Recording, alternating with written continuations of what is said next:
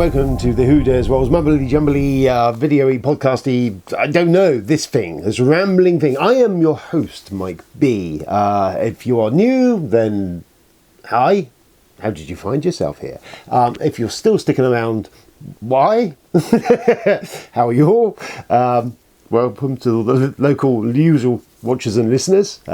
James, Ian, hello.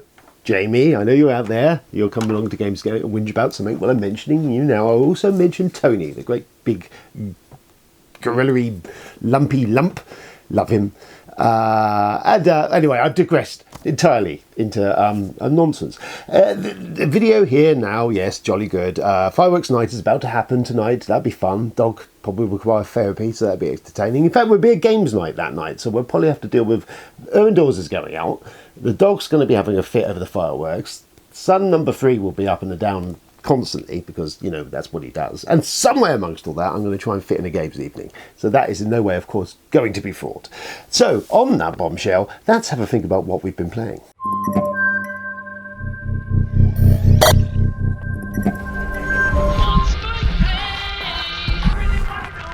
Played games. Well, so the other night, Ben brought along Apiary, which is the new Stonemaier game from Jamie Stonemaier. He didn't design it. It was designed by Connie Vogelman.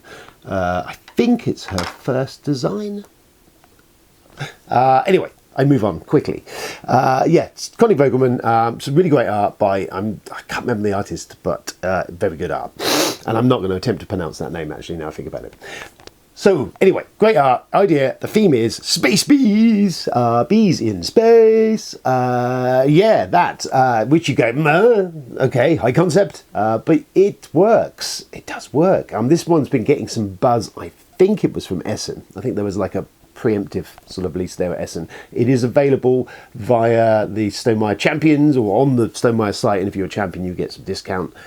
They always hit on that site expensive. I think this one is about 70 odd quid. And with the Champions discount, you can bring it down to about late 60s. Still a bit steep. Or wait for it to come out. I think it's due out about mid to late November at retail, in which case you'll probably better pick it up about 50-ish quid. Which, newsflash here and now, yes. I say yes. If what I'm all about to say is interesting to you, then you might want to wave your finger over the pre-order on that one. Or if you're a Stonemaier champion thing, you've probably already got it. Anyway, Space Bees. So, what has got me into such a whiffle-waffle, eh? What's pitching my tent, as they say? Well, I really enjoyed it. It is a worker placement game, well, kind of dice placement, although the dice are little cute dice bees that don't really roll, but you've got numbers 1 to 4 on them, but they look kind of cool. The idea is everyone is a space bee colony, and you have a board in front of you, and there's 5 different types of those base boards. And then there's 20 different faction tiles that go on that you can switch out, which will give you some asynchronous power that everyone else doesn't have, which will tie into the scoring mechanisms of the game. And they can be upgraded once during the game. So there's a lot of variety out the gate straight away before you get going, which is cool. I like a bit of variety. The idea of the game is you are a space bee colony. You're essentially expanding your territory by buying tiles, by sending your bees out to do that. There's also other areas you can activate on the board. And I'll say now, this all feels a very Vita Lasardi. Starter even. I'm thinking of games like On Mars, maybe Kanban, where this worker placement where you're going down and bumping workers and there's different engines on the board you're interacting with and a little bit of cross-pollination. It feels very much like, definitely on Marsy, it's got a Marsy vibe, but a more accessible, I'll say, and more enjoyable even. It is a bit of a teach initially, especially if you're coming in without having played that sort of stuff. But we got to grok with it fairly quick once we understood, especially having played the Lasarda games. Very easy to go, oh yeah, I understand what this is doing. So, yes, Space Bees. So anyway, yes, what did I get to? So you're essentially doing stuff in your tiles. You've got tiles you can put down. You've got cards you can interact with. There's some multi-use cards. They're a nice touch. There's other tiles you get the end game scoring. A couple of score treks you're messing around with. Lots of little engines and stuff you're mucking around with. And a lot of variety built into all of that. Hands moving around. Excited.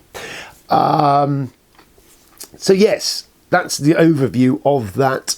Essentially, yes, you'll put your workers down, you're bumping them. When they get bumped, they come back to you. They level up to another, from 1 to 2 to 2 to 3, whatever. With the higher the number, the more actions you will do on those areas you move to when you go to them, or the more power or something it will add up to give you a better perk when you're doing that. Some of these accumulate with other bees that are down, giving you even more things. When you eventually peak one of these bees at 4, when they then come back, of 2 things. Number 1, the 4 bees always get an extra special bonus perk when they go to the areas. A 4 will always give you something extra special. And then when they come back, they, I was going to say retire. It's not that, but I'm going to have to say that now because hibernate, they hibernate. And essentially you lose that worker, and then you get a token you put down on an end of game scoring board, basically, which gives you a resource, but more specifically, at the end of the game will help you score lots and lots more points. That's basically it. You can get those workers back by doing actions and doing them. You've got tiles over here, which are farms, which generate you income stuff every turn. Other ones will give you one-time super powerful bings, and some give you extra perks when you do actions on the board. They then give you an additional buff on it. The other areas on the board is you've got this big giant bee flying around, which you can move him around and uncover planets, and then the planets will give you resources. So that's kind of opened up as the game goes on. And there's other stuff you get from around there, and some of the 4 abilities tie into the planets to give you a really good buff when you do that. There's the cards I mentioned, so you can pick them up. The cards are cool because they're multi-use. They can be used either to plant, which is an action you do with a 4 cost beyond that site, which puts a card in front of you and you get it for its endgame buff, whatever it is. You can bin them all off to give you just basic resources, or you can use them during your turn, either at the start or the end, to get the power on it, which some of these powers are kind of how to give you extra actions, or pull bees back, or do stuff. And there's a bunch of other little bits on there, but that, in a nutshell, is what you're doing. And you've got this game of you funneling these bees out, obviously getting more actions as you go, which feels very on Marsy, and doing all of that, and finding an engine within that.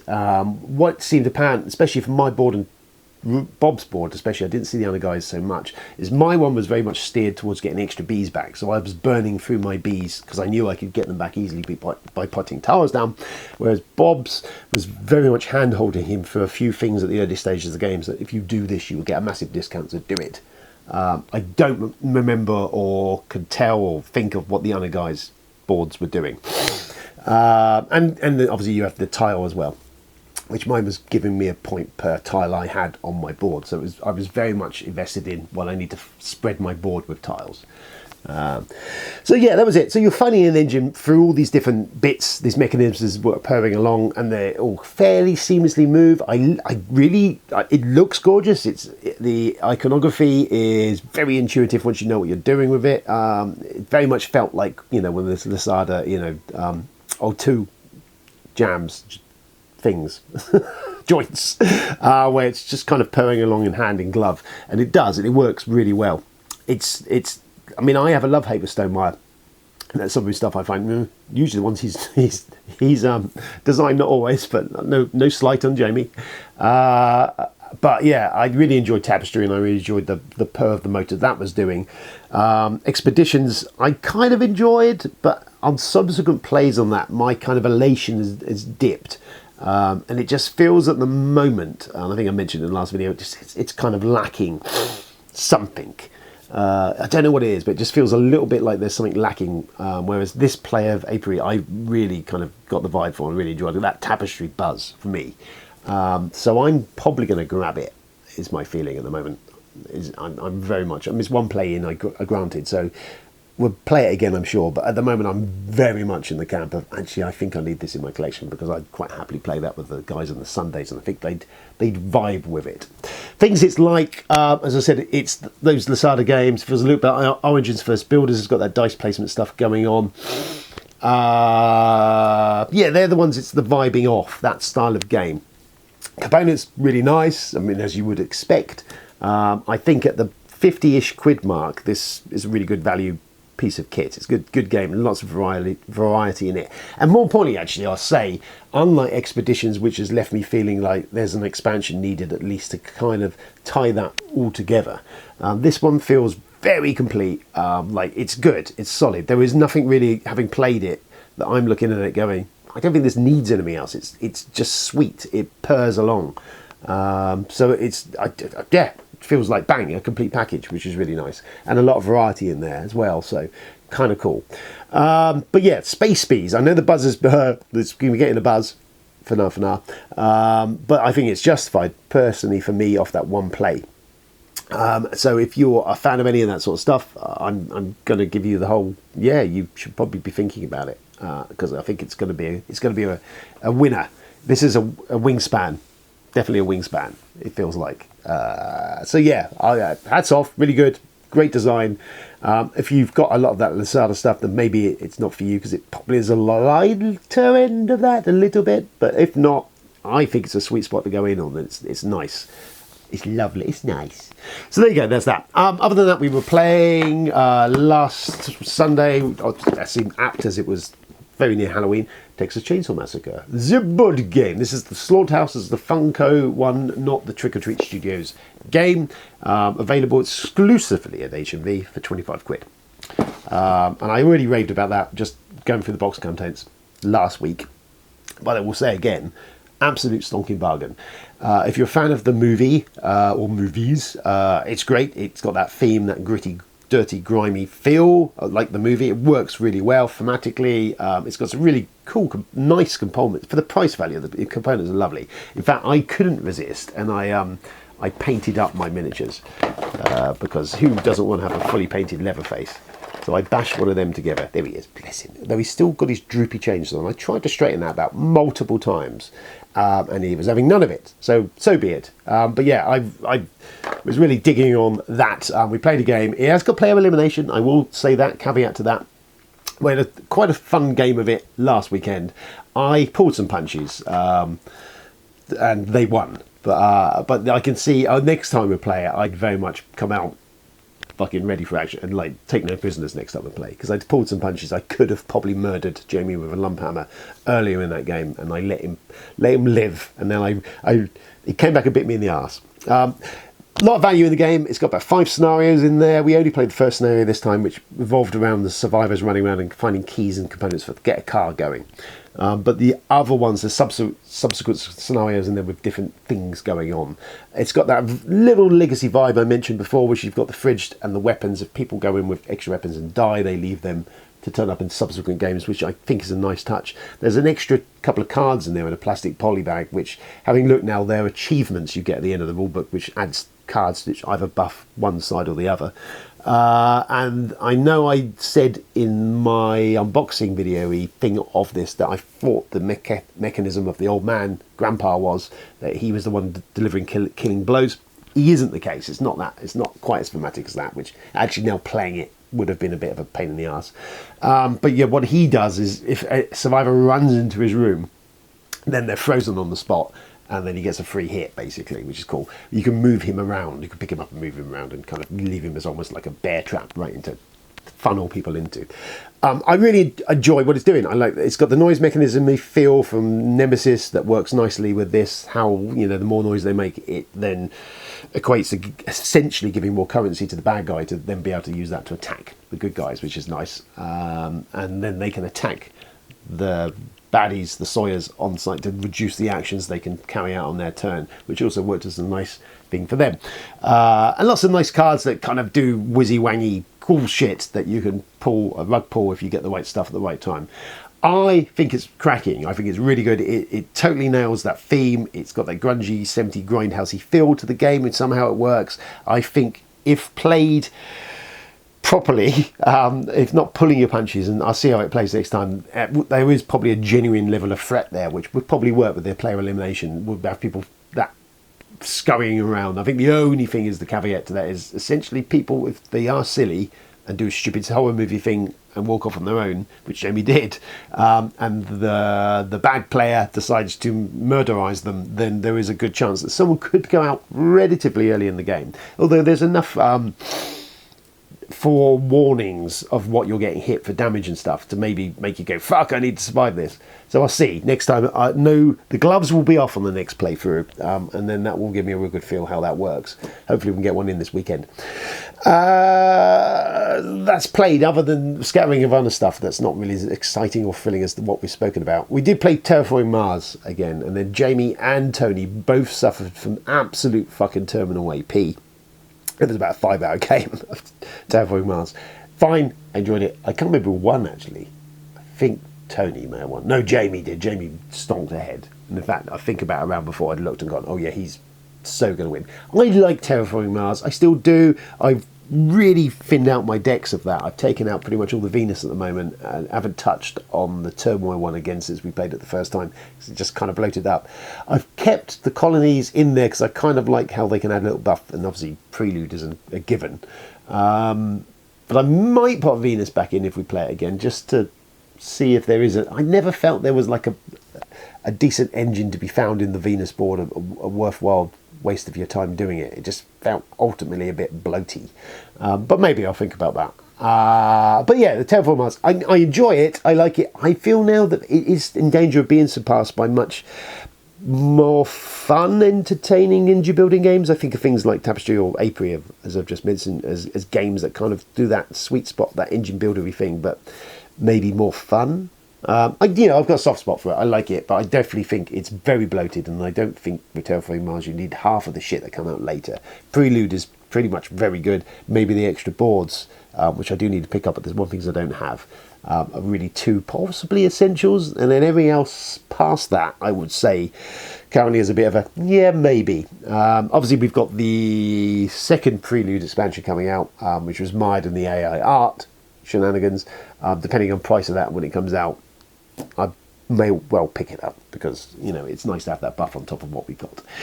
There you go. Anyway, I've rambled, and that is me rambling out.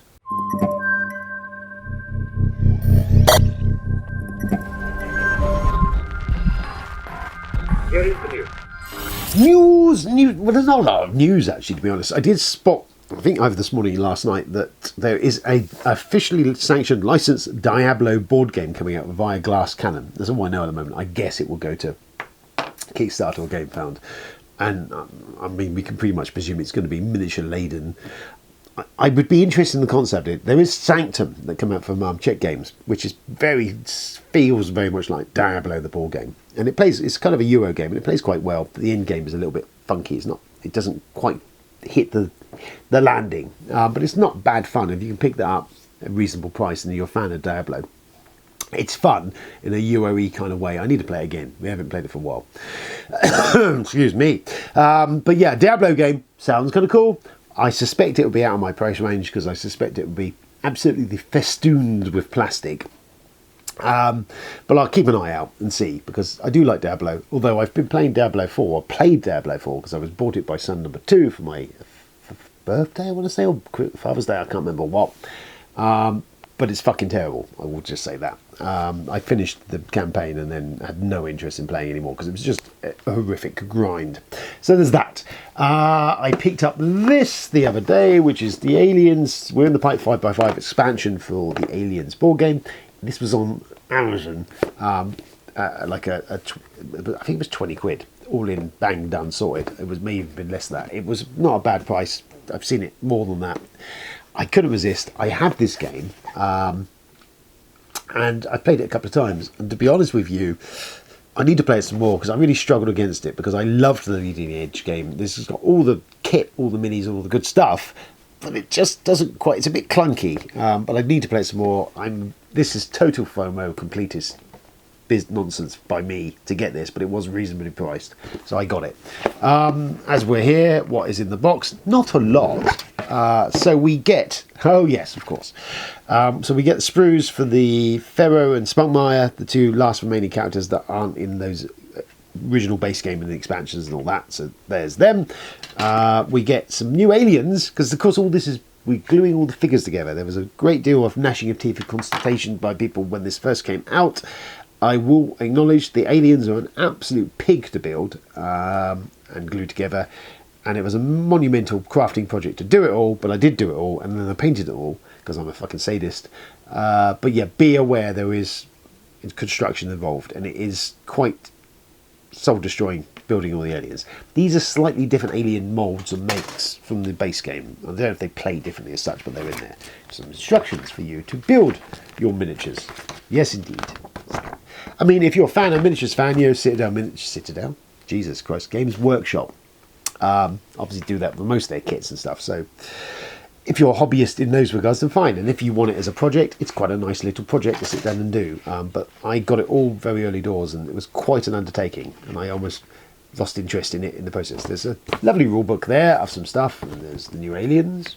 I haven't read any of this, so I don't know. In here we've got some cards which are level up stuff, which tie into one of the expansions in their original base game. There's some alien monster control cards which I think relate to the new aliens that are in the game. There's some new maps and stuff, scenarios in there. Some more new tokens which I guess play into the maps and the new characters.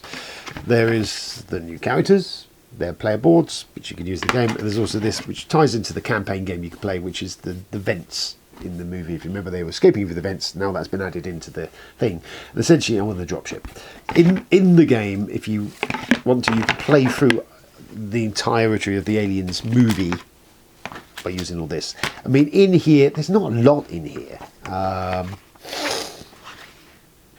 Yeah, it's mainly the new aliens, the figures. It's basically those two new characters. And the new air duct bit. Most of it is just that's it. There's not a massive amount in here. There's some more updated missions in here, and there's some rules for the alien variants. So this is very much a completish thing, I think. If you've played the original game or own it, then you're probably going to want it. If you're a mug like me, you might buy it. That was a reasonable price. I don't know what, I think it RRP's for about 25 quid or so, which was a little bit on the steeper side for what's in there. I don't know. I can't necessarily recommend the game. I love the licenses. I'm obsessive in regards to this. This is why I picked this up, to just complete the set. At some point I do need to sit down and play the game properly a few times, because we've played it and I was myself a bit, it's not as good as the original Leading Edge is my feel, but I need to give it a proper time in the sun, and now I've got another project to do. I know that I've got Imperial Miners finally on the way from Portal, so when that turns up, we'll do an unboxing of that, eventual review of that, but that's going to be here next week. I've seen that. I've got a UPS actual notification for that, so that's coming. Yay, thank you, Mr. Ignacy. What else have I been doing? So I've been reading some stuff. I've been reading League of Extraordinary Gentlemen, yes, from Alan Moore and the sadly now departed Kevin O'Neill. Great artist, love Kevin O'Neill's art. These came out a little while ago, I think 90s, I want to probably say now. I always felt of them as a later thing, but they're not. They've just recently, I think, finished the actual complete saga of this. There's about 4 volumes of this. I always had the first couple anyway, and I have the original comic versions of these. But I've picked up the graphic novels because I thought I'll just read them. And they are gorgeous art if you're a Kevin O'Neill fan, and I am a massive Kevin O'Neill fan. It's very much a... I suppose there is an aesthetic feel to it that you might not go for, but these are cool. The first 2 volumes are brilliant because they kind of cover a real great mix of stuff, of Jekyll and Hyde, the Invisible Man, the War of the Worlds, John Carter and Mark. All this is kind of this boiling pot of all these kind of literary things that are available now, because the Creative Commons is passed or something. You can use them basically. Anyway, very good fun. Not for the kiddies. So that's the first 2. I'm thinking to pick up the last couple of volumes of that now to treat myself and finish reading them, because that's actually as far as I ever read was those first 2 volumes and collected. I never picked up the later ones, and I heard mixed opinions about it. But Kevin O'Neill is my jam, so I will probably pick them up to read and have a look at and see, because just finish that story. I enjoyed them. Other than that, don't watch the fucking movie, for Christ's sakes. I've been on a bit of a David Fincher kick at the moment, because his new movie The Killer's coming out on Netflix, I think next week. But I've been watching a bit, so I watched The Social Network the other day, which I'd kind of initially been cool on when I first watched it. But although watching it again now, some years later, especially in light of Brexit and political turmoil across the world, a lot of it's stemming from Facebook. It's quite a sobering watch to watch. And I underestimated it myself. It's got a good soundtrack from Atticus Ross and Nine Inch Nails man, whose name is Trent Reznor. Obviously David Fincher, great cast, just on the cusp of becoming a thing. There's a really good cast. And yeah, some clever stuff and just an interesting insight. And then there were Aaron Sorkin script, which is never a bad thing. But yeah, that's worth a watch if you've not seen it before or want to revisit it. And I think I've got Girl on the Dragon tattoo when Knock on the Head next. I think see if one of the boys wants to join me with that. Again, another movie that I initially, having seen the originals, kind of went, nah, do we need a remake? But yeah, it's a stonking David Fincher's serial killery kind of take on that subject, and it looks gorgeous, and good cast again.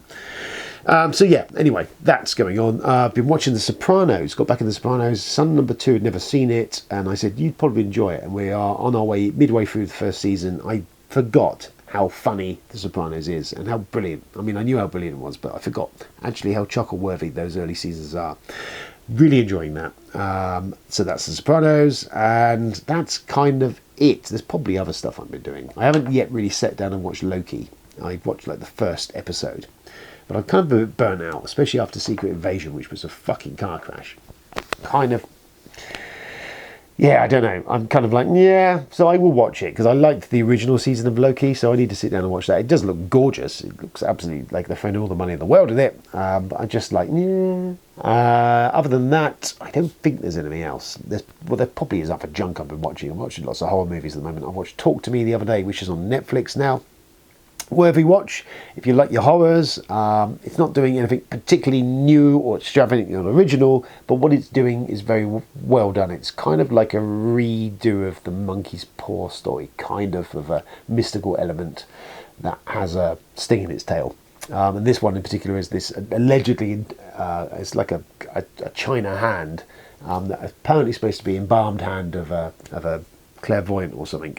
But when you shake its hand, you say talk to me, and you can talk to spirits and stuff, and then you can allow the spirits in, and it's a story of a bunch of kids obviously taking photos of that, doing some social media type stuff with it, and how everything unravels very quickly when you fuck around with dark forces. You don't know what they are. It's good, darky, demony, mysticky sort of stuff. It's fun, it's entertaining, it's got some interesting shots, and looks cool. It's got quite a bleak atmosphere to it. I enjoyed it. It's worth a watch. And that's kind of it. I just thought we'd get a video out, and here's a video, and it is out, more or less. Well, it's not out yet, but it will be once I sort my act out and edit it. But yeah, there you go. There's a video. There's me. There's that. So there's what I'm doing at the minute. I will do another one very soon, some other stuff. For the time being, stay safe out there. Enjoy yourself. Have fun. Play some games, clearly. And I'll see you very soon, I'm sure. Goodbye.